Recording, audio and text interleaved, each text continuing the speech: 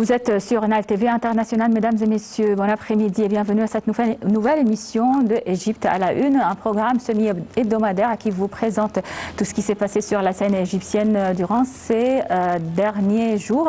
On va commencer bien sûr par la conférence ou le Forum national de la jeunesse. Le président Abdel Fattah el-Sisi a assisté samedi à l'inauguration de la 8e conférence nationale des jeunes tenue au Centre national des conférences d'Al-Manara au Nouveau-Caire.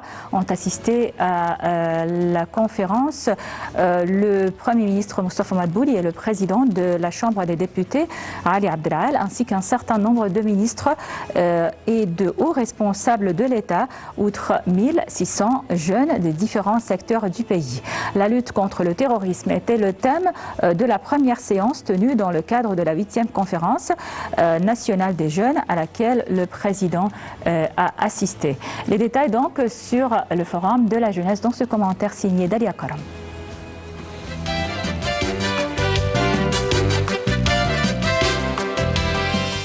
L'idéologie du terrorisme n'aurait jamais réussi si elle ne disposait pas d'incubateurs et de parrains au niveau des États, a affirmé le président Abdel Fattah el-Sisi lors d'une séance intitulée « Évaluation de l'expérience de la lutte contre le terrorisme au niveau national et international » tenue dans le cadre de la 8e conférence nationale des jeunes. L'armée égyptienne est le véritable centre de gravité dans la région. L'affaiblissement de l'État national est l'objectif principal du terrorisme, a souligné le chef de l'État, rappelant que le terrorisme avait été instrumentalisé pour semer la destruction en Syrie, en Libye et dans des pays d'Afrique centrale et qu'aujourd'hui il œuvre à épuiser l'État égyptien. Le président a plaidé pour un discours religieux allant de pair avec son époque, estimant que le terrorisme en tant qu'idée diabolique a la religion et l'humanité dans son collimateur. Le président a également rappelé que de 1980 à 1988, le terrorisme avait été utilisé pour réaliser des objectifs politiques loin de la légitimité. Ont également participé à cette séance le Premier ministre Moustapha Madbouli et le président de la Chambre des députés Ali Abdelal et le général Mohamed Zaki, ministre de la Défense, ainsi qu'un nombre de ministres et hauts responsables de l'État, outre 1600 jeunes des différents secteurs du pays. Le directeur du Centre égyptien d'études stratégiques Khaled Hakesh a affirmé que les attaques terroristes menées le 11 septembre 2001 à New York constituent un tournant dans le développement du phénomène du terrorisme.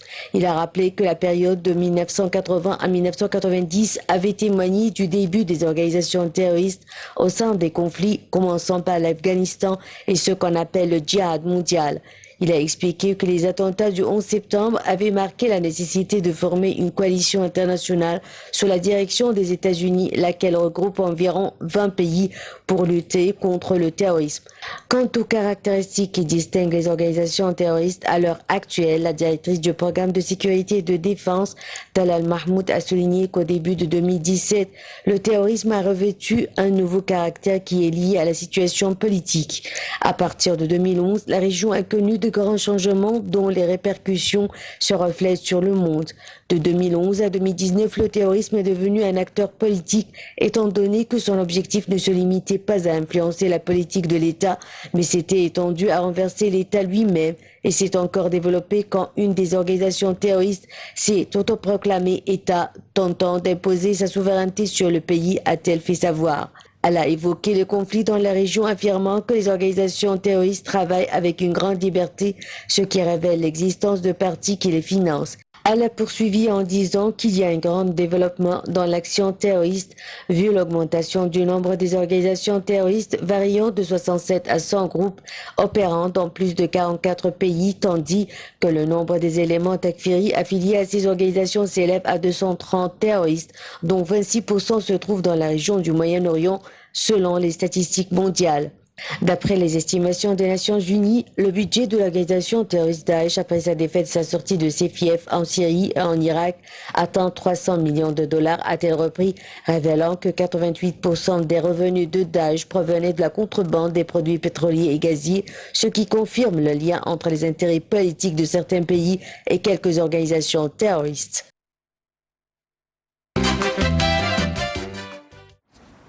On continue avec la conférence de la jeunesse. Le président Abdel Fattah el-Sisi a déclaré que les rumeurs étaient des calomnies pour saper la sécurité de la patrie. Le chef de l'État a tenu ses propos lors de son intervention devant la deuxième séance sur l'impact des informations mensongères sur l'État tenue dans le cadre de la 8e conférence nationale de la jeunesse. Le président a également participé à une deuxième séance sur l'impact des informations sur l'État à la lumière des guerres de 4e génération. La séance a débuté par la projection des documentaires sur l'effet néfaste des réseaux sociaux sur la jeunesse et la dépendance qu'elle entraîne pour certaines personnes qui passent une moyenne de 8 heures par jour devant ces modes d'interaction, ce qui conduit à leur détachement de la réalité et des amitiés réelles et affecte leurs relations sociales et leur communication avec leurs proches. Le documentaire met en garde entre autres contre la diffusion d'idées extrémistes, de rumeurs et de campagnes ciblées visant à instaurer un climat négatif et pessimiste, soulignant l'importance du rôle du centre d'information et de prise de décision pour répondre aux rumeurs et mensonges mis en ligne sur la toile. Il a averti de l'exploitation des réseaux sociaux par les groupes terroristes pour propager des rumeurs, soulever les peuples et œuvrer à faire tomber les pays. Les rumeurs et les allégations colportées récemment ne sont que des mensonges et des calomnies qui visent à briser la volonté des Égyptiens, a dit le président El-Sisi dans son intervention à la deuxième séance. Les réalisations qui ont été accomplies en 5 ans ne sont pas pour le compte d'un individu ou d'un gouvernement, mais pour toute la nation, ajoute le chef de l'État. Les mises en doute ont commencé depuis longtemps, même avant les réseaux sociaux. Le doute venait d'une partie de la société égyptienne tout au long de 50 ans. Il y a des gens qui mettent tout en doute, a-t-il souligné. La société a besoin d'une véritable justice. Nous travaillons pour réaliser la justice entre les institutions de l'État et entre les citoyens eux-mêmes pour qu'il n'y ait aucun sentiment de discrimination, poursuit le chef de l'État.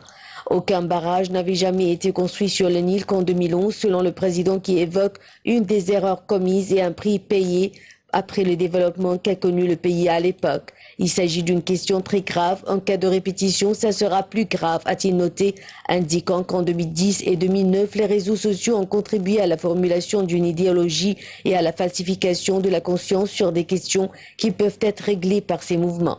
Le tourisme en Égypte n'avait jamais été touché pour 3 ou 4 ans consécutifs avec des pertes de 70 milliards de dollars ou de 80 milliards de dollars qu'avec ce qui s'est passé, a-t-il précisé. Nul ne peut porter atteinte à l'Égypte grâce à l'armée égyptienne, la plus puissante de la région, a affirmé le président, ajoutant que c'est une armée puissante, patriotique et solide, et sa solidité émane de son honneur. Et comme c'est l'habitude avant la clôture de chaque conférence de la jeunesse, cette fois-ci, le président Abdel Fattah el-Sisi a assisté à la séance Posez vos questions au président ou Es'al al-Raïs, au cours de laquelle il a essayé ou il a répondu à tous les points d'interrogation qui hantent les esprits des jeunes, mais aussi des citoyens et qui lui ont été posés à travers le site Ask the President. Les détails. Au cours de la séance de montant tenue dans le cadre de la 8e conférence nationale des jeunes, le président Abdel Fattah el-Sisi a assuré que les initiatives médicales lancées par l'État à l'instar de 100 millions de santé et lumière de la vie visent en premier lieu à l'Égyptien contre les maladies. Il a renchéri que le système d'assurance maladie va couvrir tous les Égyptiens et devrait coûter entre 200 à 300 milliards de livres égyptiennes, notant que le système d'assurance maladie ne peut réussir que si tous les Égyptiens se montrent solidaires. Au cours de la séance, le président a également parlé de l'enseignement. Il a fait savoir qu'il y avait près de 23 millions d'étudiants dans le système éducatif égyptien. Il a ajouté que le budget attribué à l'enseignement est de 130 milliards de livres égyptiennes, notant que 80% de cette somme, soit 100 milliards de livres égyptiennes, est consacrée au salaire.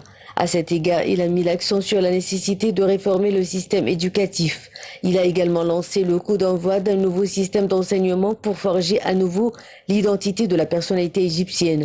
Au cours de la séance demandée au président, le président El-Sisi a également assuré que la construction des nouvelles villes n'est pas un luxe, mais une nécessité face à l'expansion démographique. Le chef de l'État a aussi parlé du processus de réforme et d'amélioration des salaires en disant « Plus nos ressources économiques vont s'améliorer, nous allons hausser les revenus des citoyens, notamment les enseignants, car leur mission est sacrée. » Au cours de la séance, le président a assuré qu'on avait commencé à élaborer le projet de loi sur les élections municipales et qu'elle sera soumise au Conseil des députés. Il a ajouté qu'on aspirait à achever et à promulguer ces lois au cours de la session actuelle et que si c'était possible, nous pourrions tenir au début de l'année prochaine les élections municipales. Il a donc appelé le peuple à choisir de bons candidats aux prochaines élections municipales, rappelant que les jeunes ont toujours de l'énergie et de l'espoir. Au cours de la séance demandée au président, le chef de l'État a également assuré que les médias jouaient un rôle prépondérant dans la formation de l'éveil sociétal pour faire face aux dangers et parvenir à relever les défis. Il a renchéri que la mosquée, l'église, la famille et l'art jouaient d'eux-mêmes un rôle considérable. Le Premier ministre, Dr Moustapha Madbouli, a affirmé hier que le gouvernement s'évertuait à lever graduellement le taux de croissance économique pour atteindre 8% avec le début de 2020. Le chef du gouvernement a ajouté que le gouvernement tenait également à renforcer le rôle de l'investissement dans le secteur privé, à relancer le processus de développement susceptible d'améliorer l'environnement des affaires, surtout en ce qui concerne le mécanisme de la fondation des compagnies et des nouvelles régions d'investissement. Monsieur Madbouli a tenu ses propos lors de son intervention à l'inauguration de la 43e session du Conseil des gouverneurs des banques arabes et des institutions monétaires arabes avec la participation de plus de 200 banquiers et économiques arabes.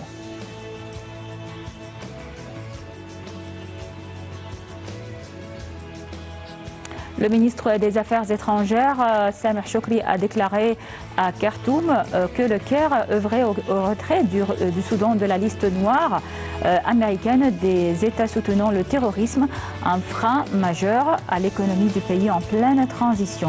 Lors de sa visite d'un jour, Sameh Choukri a rencontré Asma Mohamed Abdallah, la première femme ministre des Affaires étrangères au Soudan, ainsi que le Premier ministre Abdallah Hamdok et le général Abdel Fattah al-Burhan, qui dirige le Conseil souverain chargé de piloter la transition vers un régime civil.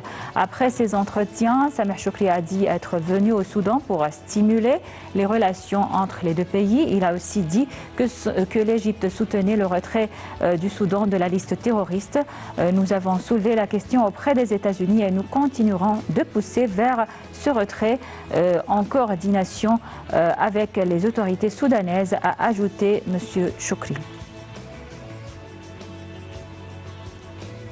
Le ministre des Affaires étrangères, Sameh Choukri, a reçu dimanche la ministre des Affaires étrangères du Kenya pour examiner la coopération bilatérale et le renforcement des liens entre les deux pays. La ministre des Affaires étrangères, Monica Goma, a affirmé que les pourparlers bilatéraux entre l'Égypte et le Kenya constituaient une occasion pour préparer le comité mixte entre les deux pays et la prochaine visite du président kenyan en Égypte.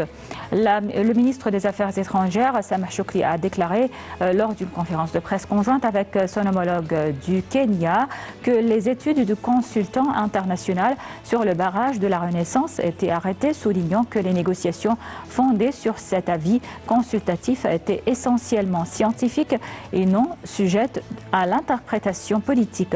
Le ministre des Affaires étrangères a souligné que l'Égypte respectait le droit au développement de l'Éthiopie et était prêt à étudier toutes les idées avancées pour servir les intérêts des trois pays afin de mettre les relations sur le chemin de la coordination et de dégager des intérêts communs. Le ministre britannique du Moyen-Orient et de l'Afrique du Nord et ministre d'État chargé du développement international, Andrew Morrison, est arrivé dimanche en Égypte pour discuter du renforcement des relations entre les deux pays. Selon un communiqué de presse de l'ambassade du Royaume-Uni au Caire, M. Morrison a rencontré la ministre de l'Investissement et de la Coopération internationale, Sahar Nosr, et d'autres hauts responsables du gouvernement. Le ministre a rencontré également Sa Sainteté le pape Tawadros II. L'ambassadeur du Royaume-Uni en Égypte, Sir Geoffrey Adams, a déclaré que le Royaume-Uni était l'un des principaux partenaires de l'Égypte dans plusieurs secteurs, dont le commerce. L'ambassadeur a déclaré que la visite de Dr Morrison mettait en évidence le plan du Royaume-Uni de rester à l'avant-garde des pays soutenant le développement de l'Égypte.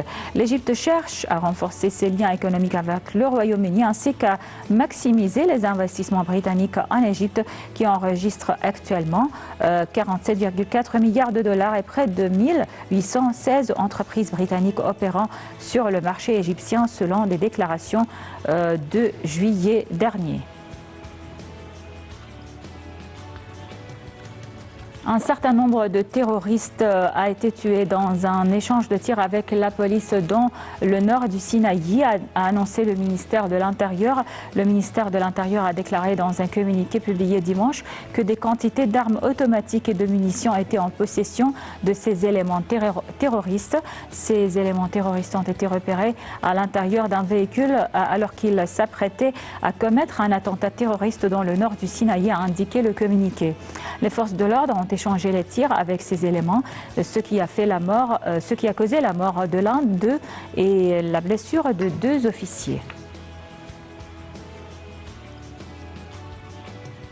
Les ministres arabes des Affaires étrangères participant à la 152e réunion du Conseil de la Ligue arabe au niveau ministériel ont affirmé que la sécurité hydrique de l'Égypte faisait partie intégrante de la sécurité nationale arabe. Retour donc sur cette conférence dans ce commentaire signé Dalia Karam.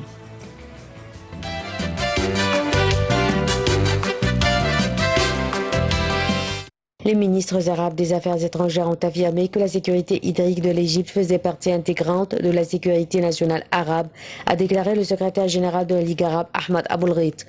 M. Aboulghait a fait ces déclarations lors d'une conférence de presse tenue à la clôture de la 152e réunion du Conseil de la Ligue arabe au niveau ministériel en présence du ministre irakien des Affaires étrangères, président de cette édition, Mohamed Ali Al-Hakim.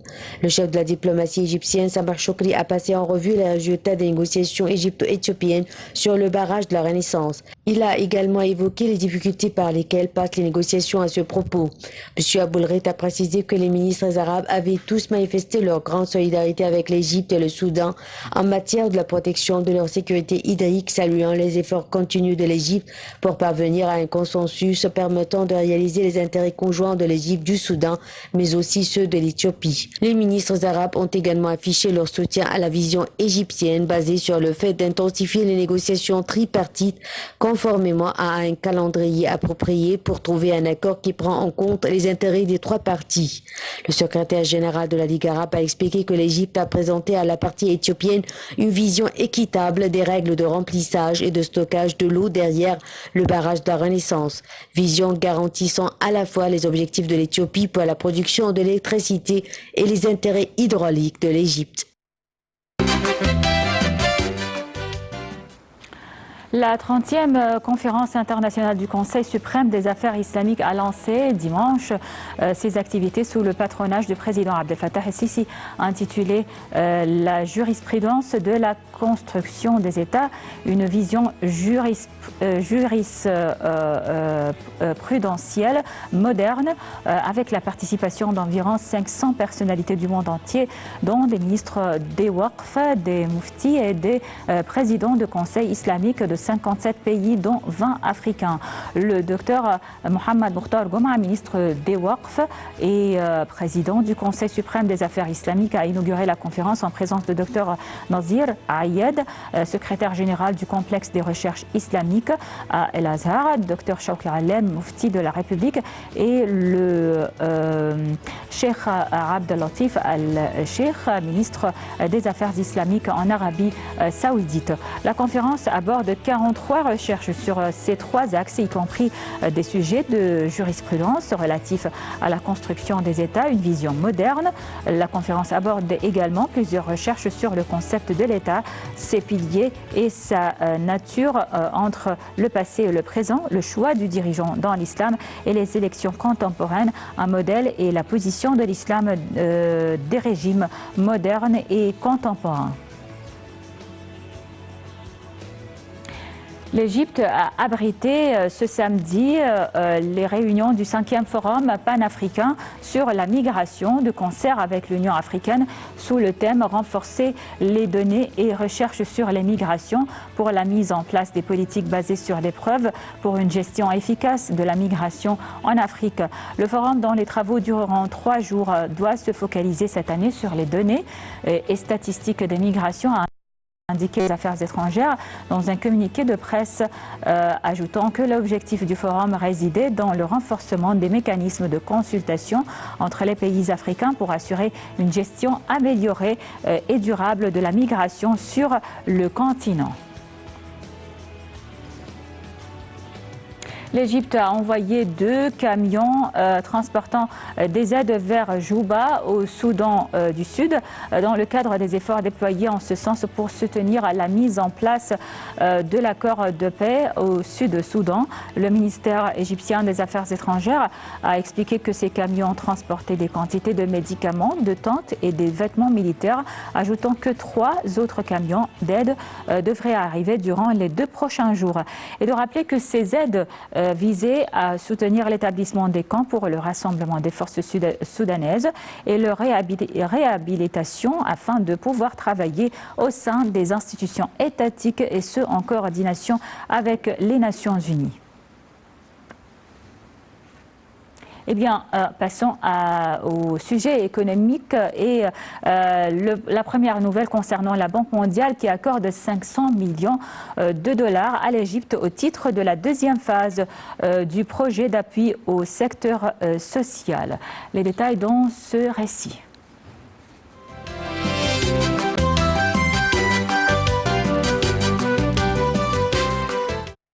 L'Égypte et la Banque mondiale ont signé mercredi au Caire la 2e phase du projet d'appui au filet de la sécurité sociale baptisé Solidarité et Dignité pour un montant de 500 millions de dollars. Signé par la ministre de l'Investissement et de la Coopération internationale, Mme Sahar Nasr, et la directrice régionale de la Banque mondiale en Égypte, Mme Marina Weiss. Cet accord fait partie d'un portefeuille estimé à 8 milliards de dollars entre l'Égypte et la Banque mondiale et vise la promotion du projet Solidarité et Dignité qui concerne environ 2 millions de familles, soit environ 9,5 millions de citoyens. Selon la ministre Sahar Nasr, ce projet touche les familles bénéficiaires de tous les gouvernorats égyptiens, dont 88% des femmes, soulignant que ce financement supplémentaire permettra d'étendre les filets de sécurité sociale pour 3 autres années. Selon elle, la 2e phase devrait toucher 12,8 millions de citoyens, portant ainsi le nombre de bénéficiaires à 22,3 millions de personnes. La ministre a ajouté que des fonds supplémentaires seront alloués au développement d'un réseau productif de protection sociale et à un programme d'emploi baptisé Opportunité, ainsi qu'à la poursuite des programmes de santé et d'éducation au profit des familles bénéficiaires. De son côté, la directrice régionale de la Banque mondiale en Égypte, Mme Marina Weiss, a expliqué que grâce à ce projet, nous poursuivrons notre engagement à soutenir les efforts déployés par l'Égypte pour développer son capital humain et créer des emplois indispensables au succès de son programme de réforme. Elle a souligné que ce projet reflète l'engagement de la Banque pour renforcer les capacités de l'élément humain grâce à des filets de sécurité sociale efficaces et bien ciblés. Selon elle, ce projet s'inscrit dans le cadre du partenariat du groupe de la Banque mondiale avec l'Égypte et de la stratégie régionale élargie pour le Moyen-Orient et l'Afrique du Nord, visant à promouvoir une croissance inclusive et durable par le développement des compétences et des moyens de subsistance pour les femmes et les jeunes. L'Égypte veut lancer le plus grand projet logistique au Moyen-Orient et en Afrique. L'Égypte qui voit grand sur le marché de la logistique et du transport veut lancer ce plus grand projet logistique au Moyen-Orient et en Afrique. Regardons les détails. L'Égypte voit grand sur le marché de la logistique et du transport. Cette semaine, le ministre des Transports, Kamel El-Wazir, a signé un important protocole d'accord avec de grandes entreprises européennes dans le domaine de la manutention de terminaux à conteneurs en vue de lancer le plus important projet de logistique au Moyen-Orient et en Afrique, rapporte le site d'information Egypt Independent.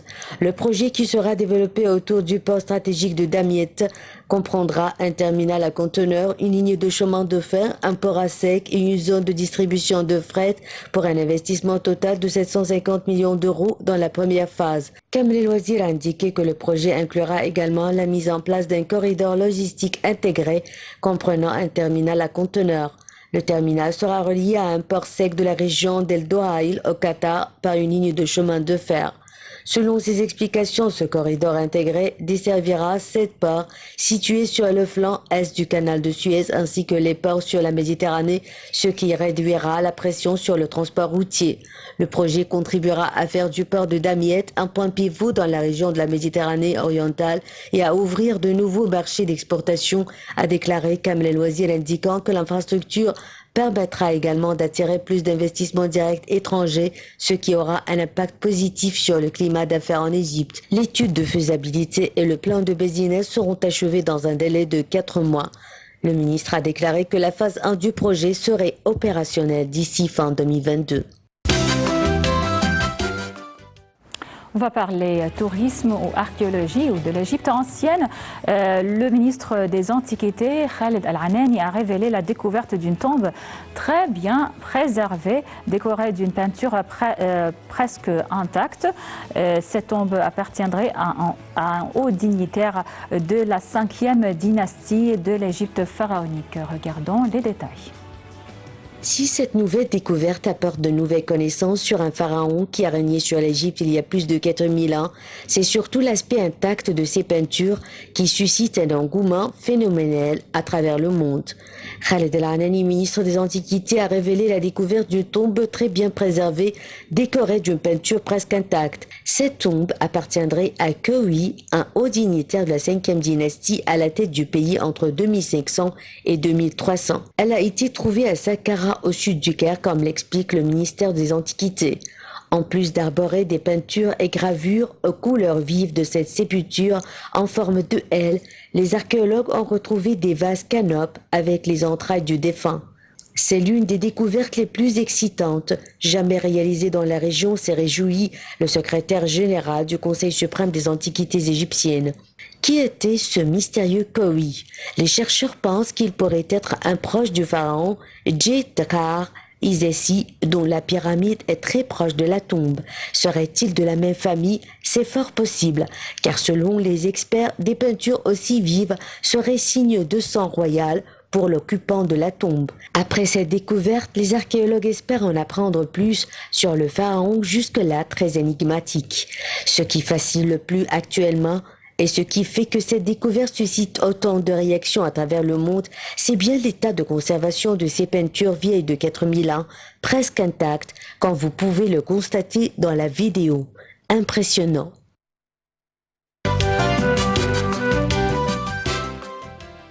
Voilà, donc avec cela, on arrive à la fin de cette émission de Égypte à la une. Merci pour votre attention. Je vous laisse donc avec la suite de nos programmes sur Nile TV International. Dans quelques instants, les émissions en langue anglaise prennent la relève avec ma collègue Hel Al-Hamalawi. Donc, très bonne suite de programmes et à très bientôt.